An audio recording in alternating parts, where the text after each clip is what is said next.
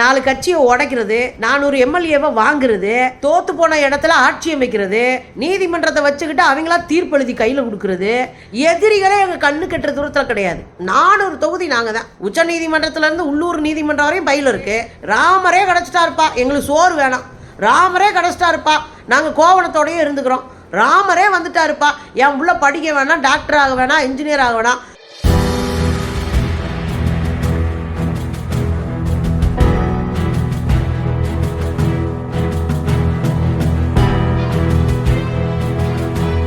வணக்கம் தோழர்களே.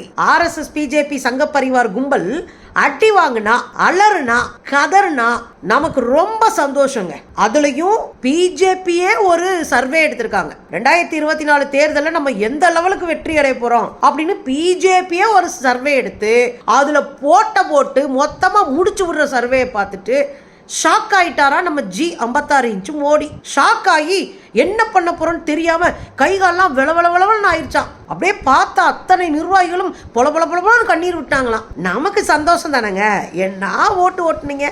அதுலயும் ராமர் கோயில் திறப்பு விழா மிகப்பெரிய வெற்றி நமக்கு கொடுக்கும். 2024 தேர்தலில் வட இந்தியா முழுது நாங்க தான் 550 ஏரியாவில் ஜெயிப்போம் அப்படின்னு இல்லாத ஏரியாவும் சேர்த்து கால்குலேட் பண்ணிட்டு உட்கார்ந்துருந்துச்சு இந்த கும்பல். புஃப்னு போயிருச்சு, டுப்புன்னு போயிருச்சு. என்னன்னு கேக்குறீங்களா?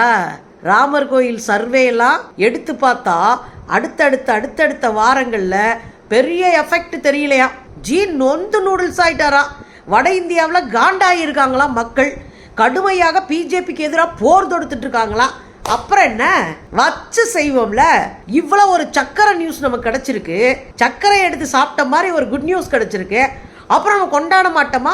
ஸ்வீட் கொண்டாடு, அதுதான் நம்ம மனநிலை. இப்போ இன்னைக்கு பிஜேபி 2 நாள் கூட்டத்தை டெல்லியில நடத்துறாங்க. ஒன்னு இந்திய அளவுல இருக்கிற நிர்வாகிகள், தேசிய அளவுல இருக்கிற நிர்வாகிகள் பிளஸ் மாநிலங்கள்ல இருக்கிற நிர்வாகிகள், அங்க இருக்கிற பிரதிநிதிகள் எல்லாரையும் சேர்த்து 10,000க்கும் மேற்பட்ட நபர்களை இணைத்து ஒரு கூட்டம் நடக்குது. கிட்டத்தட்ட அது ஒரு மாநாடு மாதிரி. மொத்த கும்பலையும் மொத்த காவிகளையும் கூட்டு வந்து உள்ள வச்சுட்டாங்க. அப்படி என்னையா பேச போறாங்கன்னா, தேர்தல் வியூகங்கள் குறித்து, ஒவ்வொரு மாநிலத்திலையும் தேர்தலை எப்படி நடத்தலாம், என்ன மாதிரி கூட்டணியை இறுக்கி பிடிச்சிக்கலாம், என்ன மாதிரி கட்சியை உடைக்கலாம், யாரெல்லாம் பலவீனமா இருக்காங்க காசை கொடுத்து வாங்கலாம், இப்படி கூட்டணி குறித்து, அடுத்த தேர்தலில் வருகிற தேர்தலில் வெற்றி அடைவது குறித்து வியூகம் வகுக்க கூப்பிட்டாங்களாம். இதுங்க என்ன வியூகம் வகுப்பது சொல்லுங்க? 4 கட்சியை உடைக்கிறது, 400 எம்எல்ஏவை வாங்குறது, தோத்து போன இடத்துல ஆட்சி அமைக்கிறது, நீதிமன்றத்தை வச்சுக்கிட்டு அவங்களா தீர்ப்பு எழுதி கையில கொடுக்கறது, அப்புறம் இடி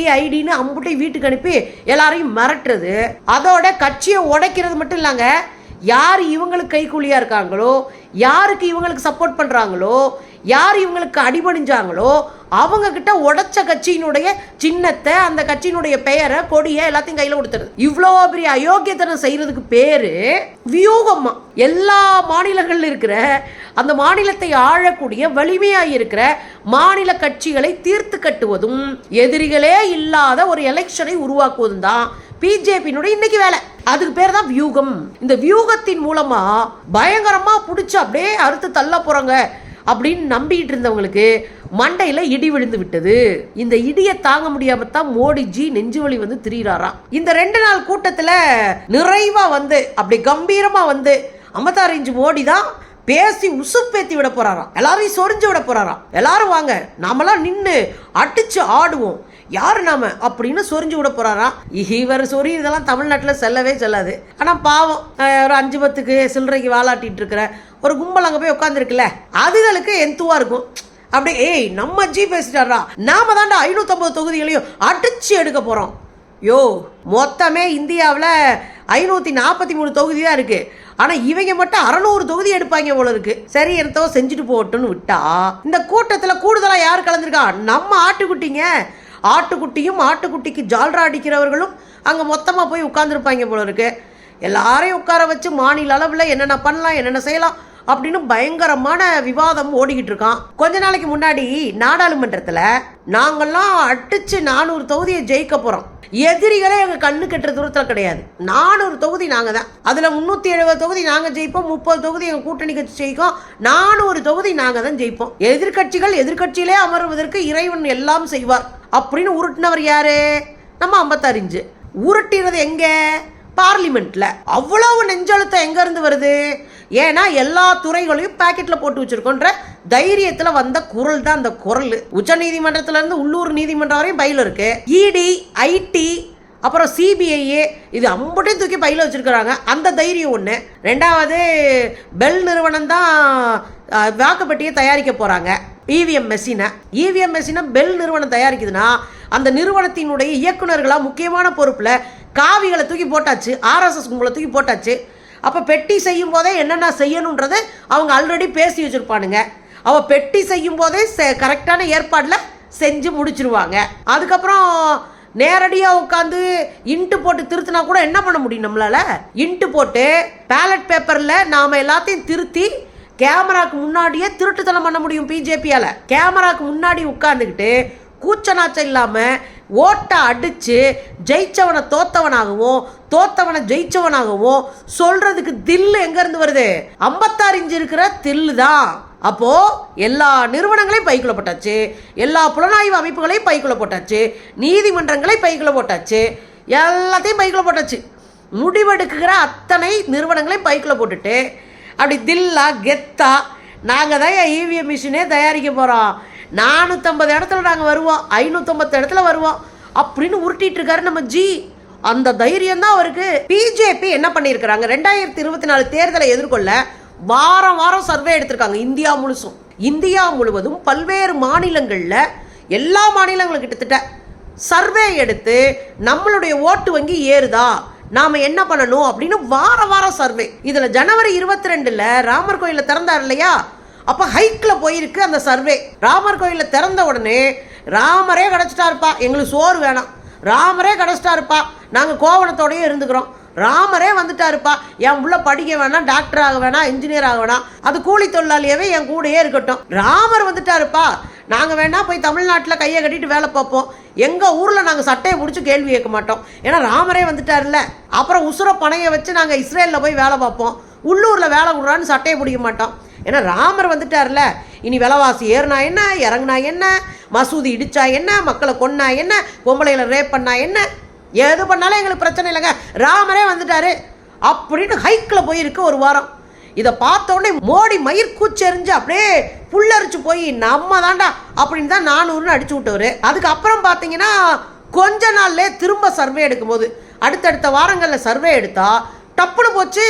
மோடி கும்பல் எடுத்த சர்வேயிலேயே ராமர் கோயிலுக்கெல்லாம் ஓட்டு போட முடியாதுங்கன்னு அதே வடக்கங்களை சொல்லிவிட்டாங்களா.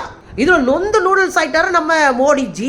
வடக்க இருக்கிற மாநிலங்களே எங்களை கைவிட்டா தென் மாநிலங்கள்லாம் எங்களை கழட்டிக்கிட்டுல அடிப்பான், அங்கே போய் நாங்கள் நிற்க முடியுமா ஓட்டுக்குன்னு ஜி ரொம்ப நொந்துட்டாராம், ரொம்ப நொந்து நூடுல்ஸ் ஆயிட்டாராம். என்னப்பா இப்படி ராமர் கைவிட்டாரே அப்படின்னு கண்ணீர் விட்டாராம் ஜி. அதோட இல்லைங்க, கண்ணீருக்கு இன்னொரு காரணமும் இருக்குது.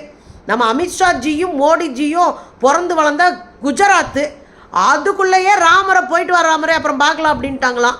ஓட்டு வங்கி இல்லைன்ட்டாங்களாம், ரேஷியோ குறைஞ்சு போச்சான், அடுத்தடுத்த வாரங்களில் ராமர் அலை ஓஞ்சு போச்சான். அப்போ வேற வழியே இல்லைங்க பிஜேபிக்கு. வட இந்தியாவில் ஓட்டு போச்சு, தென்னிந்தியாவில் ஓட்ட பொறுக்கணும், வேற வழியே கிடையாது.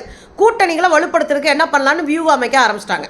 அப்பதான் தமிழ்நாடு போன்ற மாநிலங்கள் எல்லாம் கூடுதலாக வலிமைப்படுத்த என்ன பண்ணலாம், அப்போ அதிமுகவில் காலில் விழுகணும். அப்போ போய் காலில் விழுந்துருவோம் அப்படின்னு தான் அமித்ஷாவும் மோடியும் கதவை திறந்து வச்சிருக்கோம், கூட்டணி கதவை திறந்து வச்சிருக்கோம், கூட்டணி கதவை திறந்து வச்சிருக்கோன்னு உருட்டினாங்க. அதில் நம்ம எடப்பாடியார் என்ன பண்ணிவிட்டாரு, யோ நாங்களாம் கதவை அடைச்சி பூட்டை போட்டு ரொம்ப நாளாச்சு, கிளம்பு காத்து வரட்டும் அப்படின்னு அடித்து ஓட்டி விட்டார். இப்போ அது அவங்களுக்கு பெரிய பின்னடைவை ஏற்படுத்தி இருக்குது. தென்னிந்தியாவில் நம்மளை காப்பாற்றுவோங்க நம்மன முக்கியமான கட்சிகள்லாம் கை விரிச்சிருச்சு, நீங்கள் எங்களோடலாம் இருக்க வேண்டிய அவசியம் இல்லை, டாட்டா பை பாய் அப்படின்னு சொல்லிவிட்டாங்க. இப்போ என்ன ஆகி போச்சு அப்படின்னா மிகப்பெரிய கலக்கத்தில் மோடிஜி இருக்காராம். எப்படியாவது அதிமுக கூட நாம ஒற்றுமையா சேர முடியாதா அப்படின்னு இருக்காராம். ஏற்கனவே அண்ணாமலை மேல மிகப்பெரிய அளவுல நம்பிக்கை வச்சுதான் சுதந்திரமா கூட்டணி முடிவு எடுக்கிறதுக்கு அனுமதிச்சிருந்தாங்களாம் பிஜேபியுடைய தலைவர்கள். நம்ம மோடி கிடி அப்படி பேரும் பா நீ பெரிய ஆளுப்பா, பொலந்து கட்டி போடுவ, அதனால நீ போய் கூட்டணி எல்லாம் வச்சு சமாளி அப்படின்னு முழு சுதந்திரம் கொடுத்தாங்களாம். முட்டூன்னு அறிவு இருக்கவங்க கூட அதை செய்ய மாட்டான். ஏன்னா இவரால தான், அண்ணாமலையால தான் அதிமுக பிஜேபி கூட்டணி 10 வருஷம் இருந்ததுங்கிறத பட்டுன்னு போயிருச்சு. ஏன்னா கூட்டணியில் இருக்கிற தலைவர்களை அவமானப்படுத்துவது, கூட்டணி கட்சிகளை கேவலப்படுத்துவது, கூட்டணி கட்சிகளை உருவாக்கிய தலைகர்த்தர்களை எல்லாம் அவமானப்படுத்துவது, இப்படி அசிங்கப்படுத்திக்கிட்டே இருப்பானுங்க. ஆனால் நம்ம போய் ஒரு சீட்டுக்காக கையை கட்டி நிற்கணும். இவனுங்க தான் அதிமுக கிட்ட காலில் விழுந்து 5 சீட்டு வாங்கணும். இவங்கெல்லாம் என்னமோ எஜமான்கள் மாதிரியும் அதிமுக வந்து அடிமை மாதிரியும் நடத்தப்படும் போது தான் கொஞ்சமாவது ரோசம் இருக்கும்ல. கொஞ்சம் ரோசம் வந்துச்சு, பட்டுன்னு போட்டு வந்துட்டாங்க. இப்போ மோடிஜி அண்ணா மேல கடுப்பா இருக்காராம், காண்டா இருக்காராம். என்னடா அது, இந்த பயலை நம்பி எல்லாம் போச்சு. 4 சீட்டை வாங்கிட்டு சட்டமன்றத்தில் இறக்கி விட்டாங்க, இன்னும் ஒரு 5 சீட்டு நமக்கு அங்கே கிடச்சின்னா இன்னும் கூடுதல் வலிமையாக இருக்குன்னு பார்த்தா இப்படி முடிச்சு விட்டானுங்களே அப்படின்னு மோடிஜி ரொம்ப வேதனையில் இருக்காராம் அண்ணாமலை பற்றி. அதனால தான் என்ன பண்ணியிருக்காங்க, நீ போதும் போதும், நடந்ததெல்லாம் போதும், நடந்தது வரைக்கும் போதும், நீ நடந்து கிழிச்சது போதும், இதெல்லாம் அவங்க சொன்னதாங்க, நீ கிளம்பு, மொத்த ஓட்டையும் காலி பண்ணது போதும், நாங்கள் பாட்டுக்கு இருக்கிற ஓட்டை வாங்கிக்கிறோன்னா அண்ணாமலையே கடிச்சு அனுப்பி விட்டாங்களாம். இதில் என்னன்னா, அண்ணாமலையினுடைய இறுதி கூட்டத்துக்கு, இந்த அண்ணாமலையோட இறுதி கூட்டம் இல்லை, அண்ணாமலை நடைபயணத்தின் இறுதி கூட்டம், மேபி 2 ஒன்று தான். அந்த கூட்டத்துக்கு மோடிஜி வந்து அப்படி கலக்கி எடுத்துருவோம் அப்படின்னு நினைக்க, இப்படி புஷ்ஷுன்னு போனதுலேருந்து ரொம்ப நொந்து போய் இருக்கிறாராம். இந்த பின்னடைவு பிஜேபியினருக்கு ஒரு அதிர்ச்சியை தந்திருக்கிறதா. தென் மாவட்டங்களுக்குள்ள ஏற்கனவே சர்வே சொல்லிருச்சு, கேரளாவில் 20க்கு 20 இடம் கம்யூனிஸ்டும் காங்கிரஸும் தான், இந்தியா கூட்டணி தான். தமிழ்நாட்டுக்குள்ள 39க்கு 39 இந்தியா கூட்டணி தான். இதுல தெளிவா சொல்லியிருக்கு இதுவரை வந்த கருத்து கணிப்புகள். அதுதான் மோடிஜிக்கு அவங்க எடுத்த கருத்து கணிப்பும் போயிருக்கு. அதனால எப்படியாவது கூட்டணியை வலுப்படுத்தி தமிழ்நாட்டுக்குள்ள கால் ஊன்றிடலான்னு நினைக்கும் போது இப்படி ஒரு குண்டு வந்து அவர் மண்டையில விழுந்திருக்கு. கதறாரு பாவம், என்ன பண்றதுனே தெரியல. ராமரும் கைவிட்டாரு, மக்களும் கைவிட்டாங்க. இருக்கிற ஒரே ஒன்று இவிஎம் மெஷின் ஒன்று தான், அதைத்தான் நம்பிட்டு உட்கார்ந்துருக்கிறாராம்.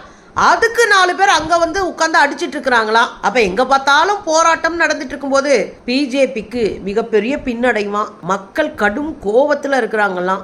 நார்த்து பக்கம் மெல்ல மெல்ல ராமருடைய அலை ஓடிஞ்சு, மோடி அலை ஓஞ்சு, இன்னைக்கு ஒன்றும் இல்லாமல் கால் நினைக்க கூட அலை இல்லாமல் உட்காந்துருக்கான் பிஜேபி கும்பல். நமக்கு சந்தோஷம், ஏன்னா இதுக்கு வந்து அறுத்து தள்ளினது தான் ஊருக்கே தெரியும்ல. 10 வருஷம் போட்டு சாவடிச்சிட்டானுங்க, இனியாவது தப்பிச்சோம் பொழைச்சோன்னு ஓடிடுவோம்ப்பா அப்படின்னு மக்கள் நினைக்கிறாங்க. சந்தோஷம் தானேங்க.